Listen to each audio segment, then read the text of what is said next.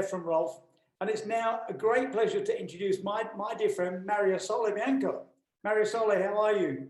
Hi, Paul. I'm good. How are you? I'm doing great, and I've learned that you know the conferences that you and I are normally together at, where we meet people and get a sense of direction and the challenges and the progress we've made, and the big meetings, the small meetings, the sense of camaraderie and those corridor chats to make great things happen. I mean, we know we can't replace them, but there's something about the way this is going. We've got a stardust list of people. We've got news that we now have a lot more than 60 countries involved, Wow. which is great, with an unknown number of people, but it's a lot. And we've got a big push coming in from Argentina, Ecuador, Namibia, Malawi, and Brazil. So this is a real, genuine international conference. So even though we're not all together having a terrific time, we're having a terrific time virtually. So welcome, Mariasole. Thank you so much, Paul. It's a pleasure to see you and to know all this beautiful data. It's amazing that there is such a follow-up from all over the world. And the thing that excites me as well as you, Mariasole, is the fact that you know everybody here is turning out beautiful science data, our unquestionably accurate, beautiful science data into action, which you do so well. So we're running slightly behind time. So Mariasole, can I just give you the floor and in effect give you the globe? Everybody's ready. Sure, and I'll try to be quick. No, just enjoy yourself. This is your time. Share your screen if you have a presentation. And here we go. Perfect. I start sharing. So we can just go into it. Can you see my screen? Yep. Oh, yes. Sorry, I just go to the first slide. So let's start with our topic, main topic, the ocean. And let's dive into our planet. But let's have a look at the beginning, at it from space. And what we see when we see it from space, we see a blue planet. Actually, our planet should be called Planet Ocean and not Planet Earth, because 71% of its surface is covered by this big blue ocean. One ocean, because this is what we have and this is what we all share.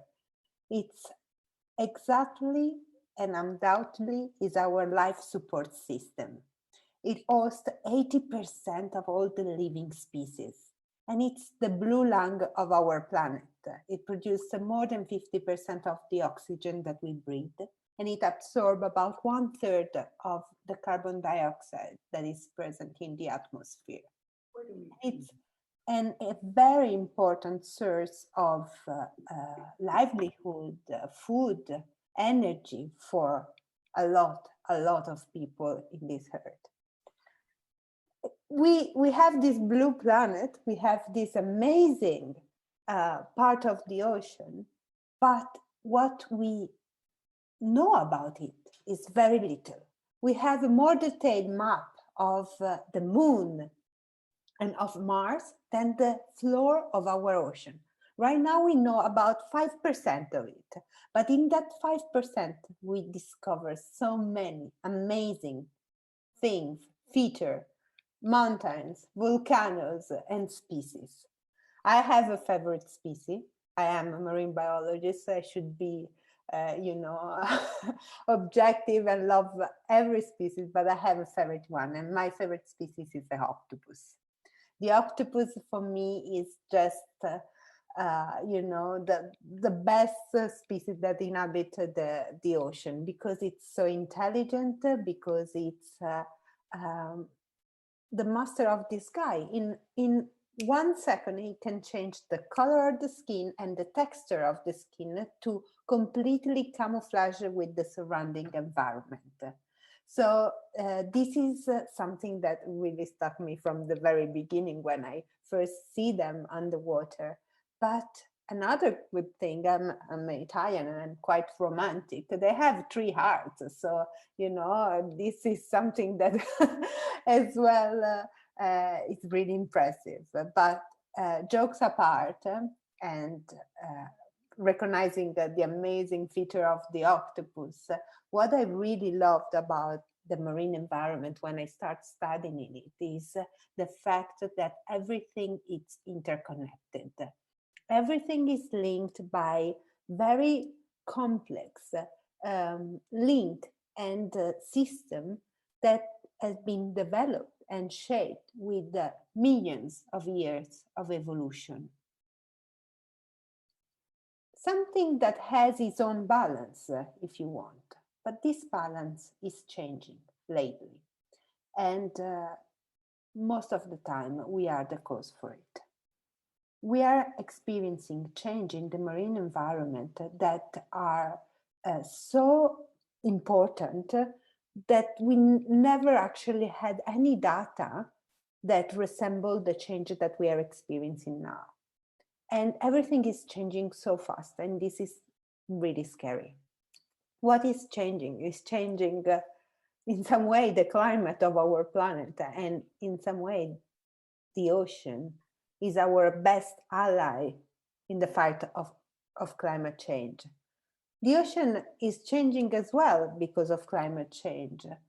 Why has been our best friend so far? Because the ocean has absorbed about 93% of the excess heat that there is in the atmosphere because of greenhouse gases. If the ocean didn't deliver us with this or provide us with this service, the temperature of our Earth, our planet right now will be on average 36 degrees higher. So this showcases the important role that the ocean play in the fight of climate change, but it also gives us a wake-up call because we are recording increase in temperature at every level, even like at depth higher than 2000 meters.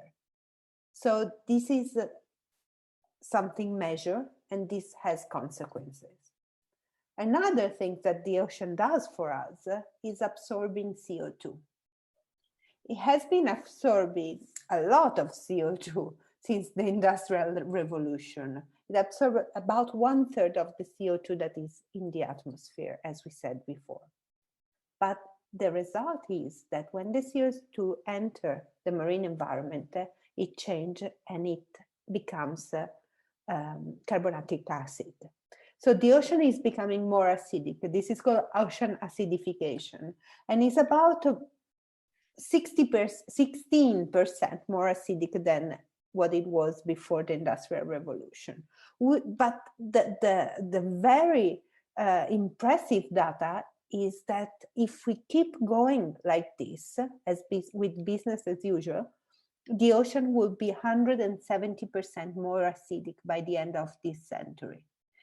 With this level of acidity in the water, basically coral, the one that I showed you before, that resemble and are the iconic species, if you want, that showcase the interconnection in the marine environment, coral will dissolve completely in 6 months.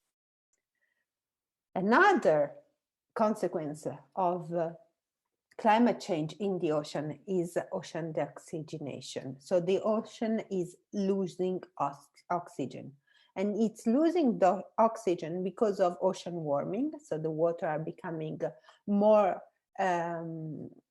warmer, let's say. And so what happened is that the ocean is experiencing stratification. So there is less possibility for the water, for the deep water, to mix with the shallow water, and so to provide the oxygens also in the depth of the ocean, but also because of pollution, something called eutrophication, the fact that many pollutants, including fertilizer, goes into the ocean and produce, if you want, a lot of phytoplankton that doesn't get eaten by zooplankton and in some way consume all the oxygen that there is. So in this way, there are dead zones forming in the ocean.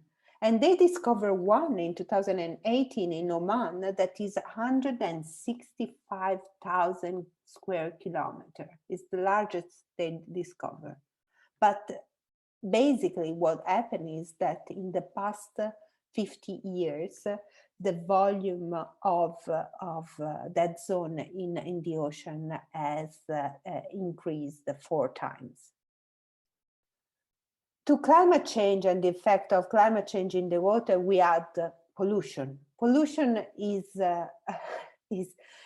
expressing itself in the ocean in many ways, but for sure the plastic pollution is one of the things that we spoke about lately a lot. And it's true, it's a real issue, and every single year in the ocean enter 8 million tons of plastic. This equals a big truck full of plastic that dumps in content into the ocean every minute. Multiply for all the minutes that we have in a day and for all the days that we have in a year. And plastic does not biodegrade. It just breaks down into smaller pieces. And eventually, it starts to enter to the marine food chain. Last but not least, we have overfishing and illegal fishing. This is one of the highest and biggest reason for biodiversity loss in the marine environment. The situation is simple. We are basically fishing more. Our effort in fishing is higher than the capability of fishes to reproduce. So we are entering into this vicious circle, and the resources are limited and become less and less every year. The FAO says that if we continue with this effort of fishing, we will experience a commercial fishing collapse by 2030, so in 10 years' time. But this is something that I think someone that works in marine conservation needs to make people aware, because obviously most of the time our eyes stop at this big blue layer that is able to make us dream with the sunset and when we dive, when we see within it. But the problem is that it's different from the terrestrial environment. Things like ocean acidification, deoxygenation, but also overfishing, you cannot really see it. Not most of the people cannot see. So it's our responsibility to build awareness about this, but also to talk about the solution that we have. And marine protected areas are one of the greatest solutions that we have to turn the tide in favor of ocean conservation. Those are the tools that we have to achieve sustainable development in the marine environment. Those are areas where we set aside some places where fishes can reproduce, rebuild the number, and repopulate the surrounding area. The benefits are for everyone. It increases the biomass, it increases the biodiversity, it increases the catches outside the marine protected area for the fishermen, but it also increases the revenues, because there is a lot, like a big tourism market that can live in a healthy and prosper in a healthy marine environment. There is an example of a marine protected area in France, and they made a studies for every euro that the marine authority invested in the marine protected area, the marine protected area generates 92 euro for the community. So this is what we can achieve with well-designed and effectively managed marine protected areas. These are our best tools. But there is another tool that provides us with hope. And this is also the international commitment that we have right now to protect the ocean. The ocean has been neglected for a long time, but now the attention is high. And within the Sustainable Development Goal of the Agenda 2030 of the United Nations, one is dedicated to the ocean, Goal 14. And not only this, the next 10 years from 2021 to 2030 will be dedicated It's a decade dedicated to ocean science for sustainable development by the UN. So this is something that for people that work in marine conservation, we are like so proud, excited, and happy about. But I want to close this presentation with another reason of hope. And this hope are new generations of conservationists that from all over the world, with their small NGO, make a huge impact for the future of conservation, not only terrestrial, but also marine, obviously. And I'm really proud to be the vice chair of the young professional group of the World Commission on Protected Areas of IUCN, and in some way lead and connect this amazing group of change makers that motivate each other, inspire each other, and in some way contribute to make this world and the planet a better and protected place. I have to say thanks to a great team. Also one of these, if you want, a change maker, because I have my small but really strong NGO in Italy. The name is Worldrise, and what we do is we basically act for marine conservation. So we develop projects related to awareness building, creativity, education to promote marine conservation. But what we do also within our organization is the professional empowerment of the next generation of conservation leaders.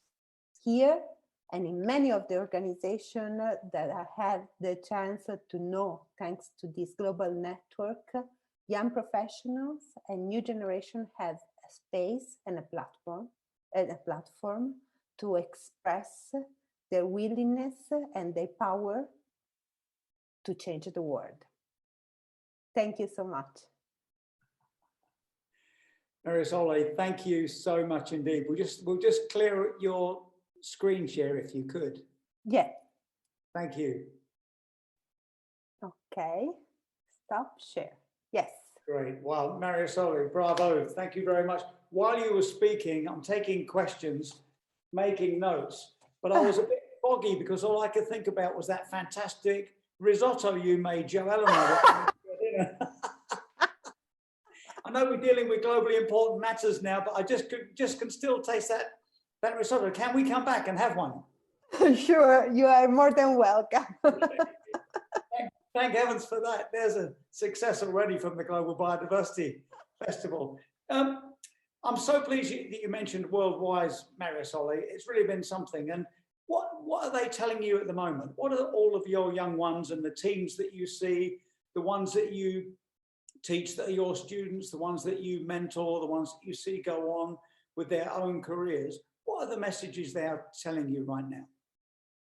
Well, I think that one thing that I can see, even globally, it's a unification, if you want, of all this youth movement. So, for instance, with IUCN, we are working closely with the Global Youth Biodiversity Network of the CBD, with Coalition Y, with other Youth for Nature, other youth-led network. And in some way, in the global agenda, the new generation engagement is becoming a priority. And when Paul, me and you worked together in 2016 in the World Conservation Congress, we were like kind of setting the stage for it. So I'm really happy to see that 4 years later, it is a priority, thanks also to the global youth movement. Generally speaking, I think that as an organization working for marine conservation, but also nature conservation, our duty right now is huge. Mine, yours, our organization, because everyone say we need to change, but the reality is that most of the people don't know where to start. So we need to lead the way. We need to facilitate this change. We need to showcase that every individual action matters, and that everyone in his individuality and is in his or her daily life can really make the difference and have a positive impact. for the environment. Fantastic, Mariasole. And of course, as you said, you gave a shout out to all of those small NGOs and, you know, conservation workers. And, you know, as we hear, my dear friend Nigel Winter, I spoke to him today before we got started for last words of advice. And he said, remember, if you're a conservation worker somewhere, it can be a lonely place. It can be lonely on the south coast of England. It can be lonely in Chad. It can be lonely on the coast of Brazil or anywhere we are on the planet. It can be lonely in New York if you're a conservation worker. And there's sometimes that sense of that, you know, we're on a great mission here, but who's listening? So I was so happy that you joined us today, that you gave the support and visibility to all of these young professionals moving up, in particular, that you helped give a shout to all those young and hard-working NGOs working, and small ones, and sometimes just one person projects. So it's brilliant that you've done that. Mariasole, thanks so much for joining. Paul. I've got one last question. It's a great one. I have a question. It says, in 2021, are the oceans going to be over-polluted? Who knows? No, I don't think so. I want to be optimistic. It's not over-polluted. We still have time. We have a really short amount of time, but the decision that we will take in the next month of years, just like, you know, 2-3 years, will determine the future of our planet. So it's not over yet. We still have a possibility to turn the tide, and it's our responsibility as the generation living in this planet right now to make this change happen. Well, fantastic. So there you go. Sophia, age 9 from Canada. There's your answer. Only from the best. Mariasole, thank you so much again for joining us. And thank you, Paul. I'll look forward to another risotto. What do you think? Yes, let's touch base on that. Fantastic. Thank you, Mariasole. Thank you. Bye, Paul. Thanks, everyone. Thank you.